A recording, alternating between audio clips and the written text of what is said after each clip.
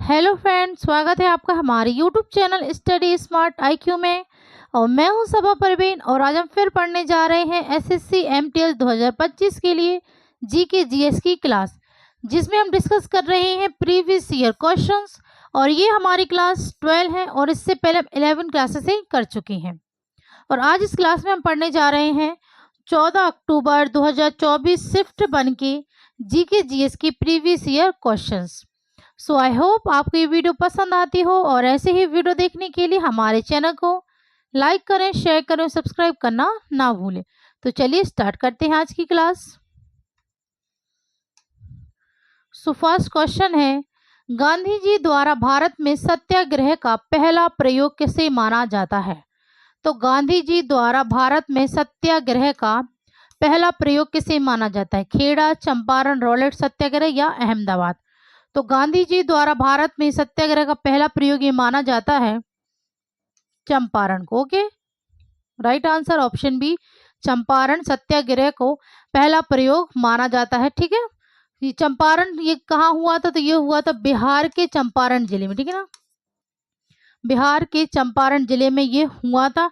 और ये विद्रोह हुआ था नील के किसानों की शिकायतों को दूर करने के उद्देश्य। ठीक है, नील के किसानों की शिकायतों को दूर करने के उद्देश्य से यह विद्रोह हुआ था। ठीक है, चंपारण सत्याग्रह। ठीक है, चंपारण सत्याग्रह जो हुआ था। ओके, फिर चंपारण सत्याग्रह ये कब हुआ था? तो ये हुआ था 1917 में। ठीक है, फिर उसके बाद खेड़ा सत्याग्रह तो ये हुआ था 1918 में, महात्मा गांधी जी द्वारा ही किया गया था। और रॉलेट सत्याग्रह तो ये भी महात्मा गांधी जी द्वारा ही किया गया था 1919 में। ठीक है, हम बात करें अब यहाँ पे गांधी जी के बारे में। तो गांधी जी का पूरा नाम क्या था? तो इनका पूरा नाम था मोहनदास करमचंद गांधी। ठीक है, मोहनदास करमचंद गांधी इनका पूरा नाम था गांधी जी का। गांधी जी को और किन नामों से जाना जाता है और किस किस ने ये नाम दिए? तो सबसे पहले महात्मा इन्हें किसने कहा था? तो महात्मा कहा था रविंद्रनाथ टैगोर ने। ओके, रविंद्रनाथ टैगोर ने इन्हें महात्मा कहा। फिर बापू, तो बापू इन्हें कहा था राजकुमार शुक्ला ने बापू कहा। फिर राष्ट्रपिता,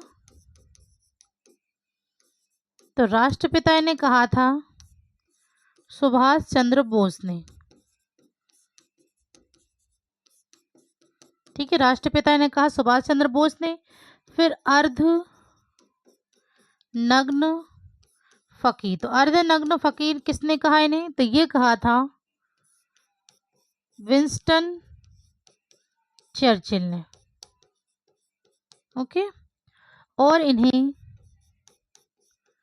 साबरमती का संत के नाम से भी जाना जाता है। ठीक है, तो महात्मा गांधी को महात्मा, बापू, राष्ट्रपिता, अर्धनग्न फकीर, साबरमती का संत, इन सभी नामों से इन्हें जाना जाता है। ठीक है, फिर बात करें महात्मा गांधी जी द्वारा शुरू की गई पत्रिकाएं कौन कौन सी थी?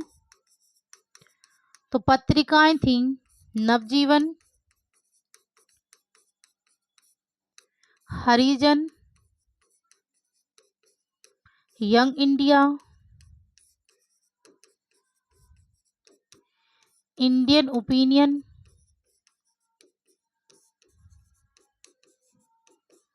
Young India, Indian Opinion. ठीक है, ये कुछ पत्रिकाएं थी महात्मा गांधी की। ओके, फिर बात करें इनकी पुस्तक के बारे में।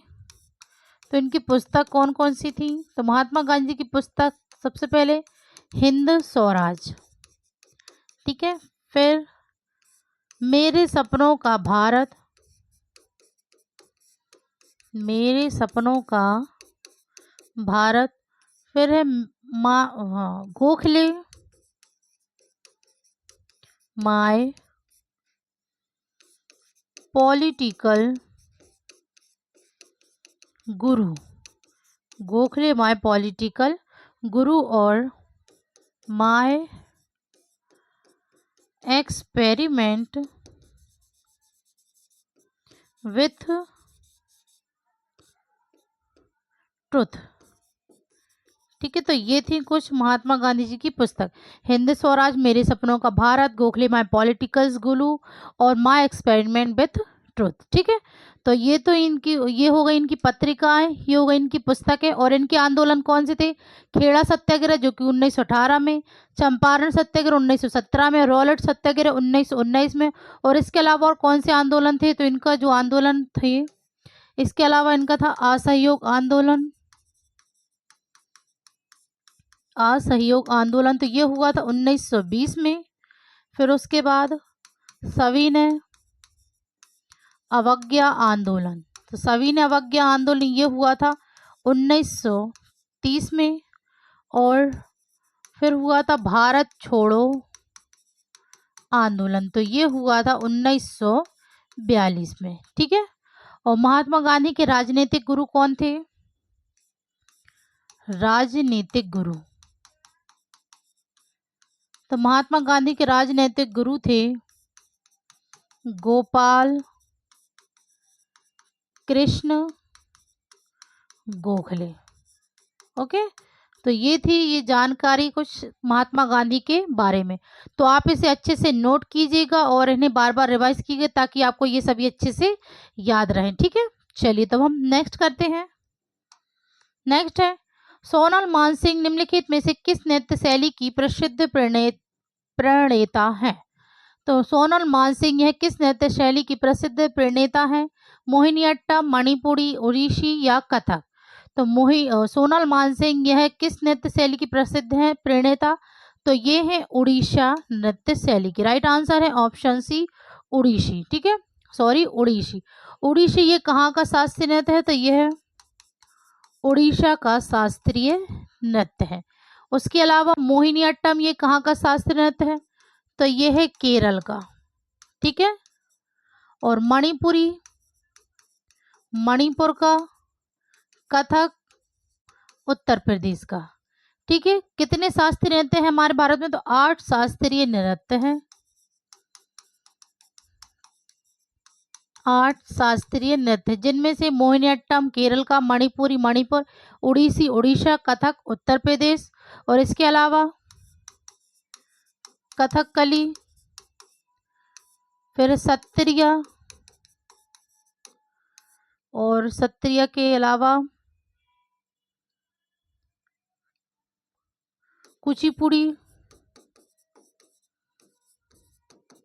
ठीक है, तो कथकली कहाँ का है? केरल का। सत्रिया है असम का। कुचिपुड़ी आंध्र प्रदेश का, आंध्र प्रदेश का। और भरतनाट्यम, भरतनाट्यम तो ये है तमिलनाडु का। ठीक है, तो ये 8 शास्त्रीय नृत्य हैं। ओके, कथकली केरल का, सत्रिया असम का, कुचिपुड़ी आंध्र प्रदेश, भरतनाट्यम तमिलनाडु। केरल के 2 शास्त्रीय नृत्य हैं, मोहिनीअट्टम और कथकली। ओके, चलिए अब हम नेक्स्ट करते हैं। नेक्स्ट है, यदि 4 ओम के प्रतिरोध समानांतर में जुड़े हुए हैं तो उनका प्रभावी प्रतिरोध क्या होगा? तो यदि 4 ओम के प्रतिरोध समानांतर में जुड़े हुए हैं तो उनका प्रभावी प्रतिरोध होगा 1 ओम। ओके, तो राइट आंसर है ऑप्शन बी, 1 ओम। चलिए नेक्स्ट है, निम्नलिखित में से किस स्थान पर प्रतिवर्ष भवनाथ महादेव मेला आयोजित किया जाता है? तो किस स्थान पर प्रतिवर्ष भवनाथ महादेव मेला आयोजित किया जाता है? जबलपुर, चेन्नई, आगरा या जूनागढ़? तो यह मेला आयोजित किया जाता है जूनागढ़ में। Right answer option D, Junagadh में यह मेला आयोजित किया जाता है। और यह महाशिवरात्रि के समय ये त्योहार होता है। ठीक है ना, या यूं कहें कि यह महाशिवरात्रि के समय यह मेला आयोजित किया जाता है। ओके, चलिए नेक्स्ट है। नेक्स्ट है, 2001 की जनगणना के अनुसार किसी व्यक्ति को साक्षर कहने के लिए उसकी विशिष्ट आयु क्या है? तो 2001 की जनगणना के अनुसार किसी व्यक्ति को साक्षर कहने के लिए उसकी विशिष्ट आयु होगी, तो ये होनी चाहिए 7 वर्ष। ठीक है, तो राइट आंसर है ऑप्शन सी, 7 वर्ष। नेक्स्ट है, भूकंप उत्पन्न करने वाले सक्रिय भ्रंश का वह भाग जो अतीत में भूकंप उत्पन्न कर चुका है लेकिन अब शांत है, और यह माना जाता है कि भ्रंश खंड किसी अन्य आधार पर भूकंप उत्पन्न करने में सक्षम है, तो उसे कहा जाता है अपकेंद्रक, भूकंपीय रिक्तिका, अभिकेंद्र या भूकंपीय तरंग। तो उसे कहा जाता है भूकंपीय रिक्तिका। Right answer option B. Okay, चलिए नेक्स्ट है, वन्यजीव संरक्षण अधिनियम कब पारित किया गया था? तो वन्यजीव संरक्षण अधिनियम यह पारित किया गया था 1972 में। Right answer option A. चलिए नेक्स्ट करते हैं। नेक्स्ट है, जुलाई 2023 में त्रिभुवनेश्वर शरण सिंह देव को निम्नलिखित में से किस राज्य का उप मुख्यमंत्री नियुक्त किया गया था? तो जुलाई 2023 में त्रिभुवनेश्वर शरण सिंह देव को किस राज्य का उप मुख्यमंत्री नियुक्त किया गया था? पश्चिम बंगाल, झारखंड, छत्तीसगढ़ या उड़ीसा? तो इन्हें नियुक्त किया गया था छत्तीसगढ़ का। ओके, राइट आंसर है ऑप्शन सी, छत्तीसगढ़ का उप मुख्यमंत्री नियुक्त किया गया था त्रिभुवनेश्वर शरण सिंह देव को। ओके, चलिए नेक्स्ट है, महानंदा नदी जो डैश में उगती है गंगा की एक सहायक नदी है। तो महानदी जो डैश में उगती हो, ये गंगा की एक सहायक नदी है। तो यह उगती है छोटा नागपुर पठार या दार्जिलिंग पहाड़ियाँ या कैमूर पहाड़ियाँ या नंदा देवी चोटी। तो महानंदा नदी जो उगती है वो है दार्जिलिंग पहाड़ियाँ। Okay, right answer option B, Darjeeling पहाड़ियाँ में। ठीक है, चलिए नेक्स्ट है, निम्नलिखित में से कौन सा भारत का पारंपरिक खेल है? तो भारत का पारंपरिक खेल कौन सा है? वॉलीबॉल, कबड्डी, बास्केटबॉल या फुटबॉल? तो भारत का पारंपरिक जो खेल है वो है kabaddi. Right answer option B. चलिए नेक्स्ट, फलों, सब्जियों और अनाज में पाए जाने वाले परिवर्तनशील फेनोलिक संरचनाओं वाले प्राकृतिक पदार्थों के समूह को क्या कहा जाता है? तो जो फलों, सब्जियों और अनाज में पाए जाने वाले परिवर्तनशील फेनोलिक संरचना वाले प्राकृतिक पदार्थों के समूह को क्या कहा जाता है?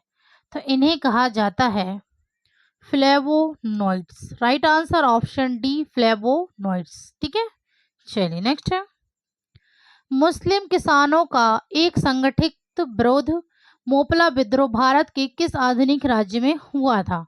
तो मुस्लिम किसानों का जो एक संगठित विद्रोह मोपला विद्रोह, ये भारत के किस आधुनिक राज्य में हुआ था? पंजाब में, केरल में, तमिलनाडु में या बिहार में? तो यह आंदोलन हुआ था केरल राज्य में। Right answer option B, Kerala. चलिए नेक्स्ट है, जम्मू और कश्मीर में चेनाब नदी स्थित सालाल बांध का प्रमुख उद्देश्य क्या है? तो जम्मू और कश्मीर में चेनाब नदी पर स्थित सालाल बांध का प्रमुख उद्देश्य क्या है? जल विद्युत, पेयजल, सिंचाई या नौचालन? तो जो इसका प्रमुख उद्देश्य है तो वो है जल विद्युत। राइट आंसर ऑप्शन ए, जल विद्युत। ठीक है, चलिए नेक्स्ट है, निम्नलिखित में से किसने सूक्ष्म वित्त पोषण का ग्रामीण मॉडल बताया है? तो किसने सूक्ष्म वित्त पोषण का ग्रामीण मॉडल बताया है? तो यह बताया है प्रोफेसर मोहम्मद यूनुस ने। Okay, right answer option B. चलिए नेक्स्ट है, फरवरी 2023 में पंजाब में उन सिख कैदियों की रिहाई के लिए विरोध प्रदर्शन हुए थे जो 1990 के दशक में पंजाब में उग्रवाद के समाप्त होने के बाद से 30 से अधिक वर्षों से जेल में हैं। इन कैदियों को क्या कहा जाता है? तो जो 30 से अधिक वर्षों से जेल में हैं, इन कैदियों को क्या कहा जाता है? तो इन कैदियों को कहा जाता है बंदी सिंह।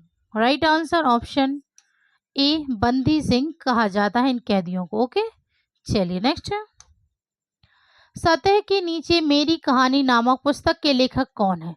तो सतह के नीचे मेरी कहानी नामक पुस्तक के लेखक कौन है? तो ये हैं Michael Phelps. Right answer option B, Michael Phelps.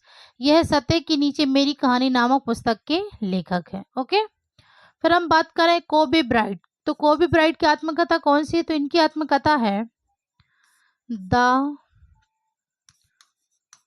Mamba mentality, the mamba mentality, how I play. ठीक है, ये इनकी आत्मकथा है कोबे ब्राइट की। फिर मिल्खा सिंह की, तो मिल्खा सिंह की आत्मकथा है the race of my life. Okay, ये इनकी आत्मकथा है मिल्खा सिंह की। चलिए नेक्स्ट करते हैं। नेक्स्ट है बांग्लादेश का राज्य धर्म कौन सा है। तो बांग्लादेश का राज्य धर्म कौन सा है, ईसाई धर्म, हिंदू धर्म, बौद्ध धर्म या इस्लाम। तो जो बांग्लादेश का राज्य धर्म है वो है इस्लाम। राइट आंसर ऑप्शन डी, इस्लाम। चलिए नेक्स्ट है निम्नलिखित में से किसकी रचना हरिसेनाचार्य ने की थी। तो किसकी रचना हरिसेनाचार्य ने की थी, रासतरंगिणी, बृहत कथा कोश, बृहत कथा मंजरी या लीलावती। तो जो हरिसेनाचार्य ने की थी, किसकी रचना हरिसेनाचार्य ने की थी, तो ये की थी बृहत कथा कोश। ठीक है, राइट आंसर है ऑप्शन बी, बृहत कथा कोश की रचना हरिसेनाचार्य ने की थी। ठीक है, रासतरंगी की रचना किसने की थी, तो ये की थी कल्हण ने। फिर बृहत कथा मंजरी, तो इसकी रचना किसने की थी, ये की थी क्षेमेंद्र ने। ठीक है, लीलावती, तो लीलावती यह भारतीय गणितज्ञ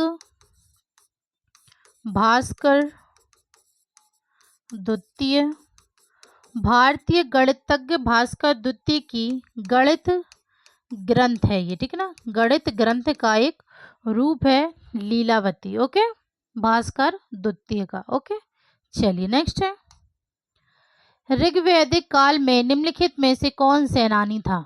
तो ऋग्वैदिक काल में कौन सेनानी था, एक युद्ध नायक, एक कर अधिकारी, एक जासूस या एक पुजारी। तो ऋग्वैदिक काल में जो एक सेनानी थे वो था एक युद्ध नायक। राइट आंसर ऑप्शन ए।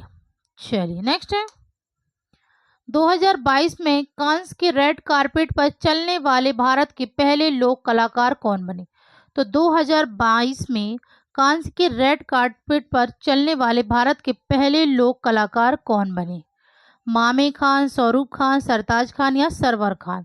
तो जो भारत के पहले लोक कलाकार जिन्होंने 2022 में कांस के रेड कारपेट पर चलने वाले भारत के पहले लोक कलाकार बने हैं, तो ये हैं मामे खान। राइट आंसर ऑप्शन ए। ओके, चलिए नेक्स्ट है भारतीय संविधान की 7वीं अनुसूची में संघ सूची में मई 2022 तक कितने विषय हैं।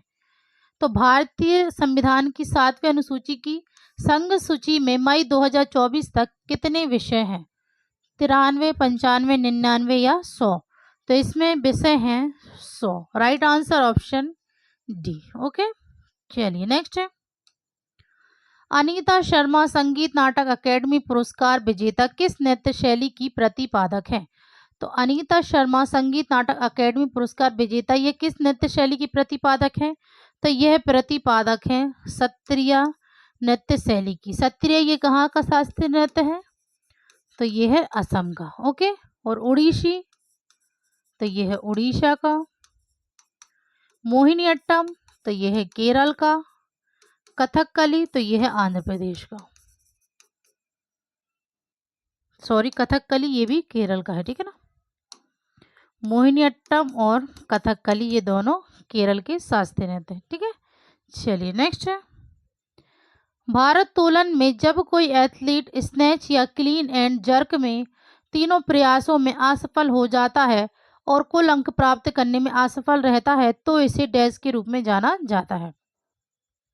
तो भारोत्तोलन में जब कोई एथलीट स्नैच या क्लीन एंड जर्क में तीनों प्रयासों में असफल हो जाता है तो इसे डैश के रूप में जाना जाता है। तो इसे जाना जाता है bombing out. Right answer option ए, बॉम्बिंग आउट के रूप में से जाना जाता है। ओके, चलिए नेक्स्ट है बिहारों के बारे में निम्नलिखित में से कौन सा कथन सही है। पहला, बिहारों में बरामदे, कोष्ठक और प्रकोष्ठ होते हैं जो प्रकोष्ठ की दीवारों के चारों ओर होते हैं। दूसरा, अजंता गुफा और नासिक गुफा बिहार वास्तुकला का महत्वपूर्ण भाग है। तो ये दोनों ही कथन सत्य हैं। तो राइट आंसर होगा ऑप्शन बी, ए और बी दोनों ही सत्य हैं बिहारों के बारे में कथन। ठीक है, चलिए नेक्स्ट है, निम्नलिखित में से किस संघ में जोंक पाई जाती है?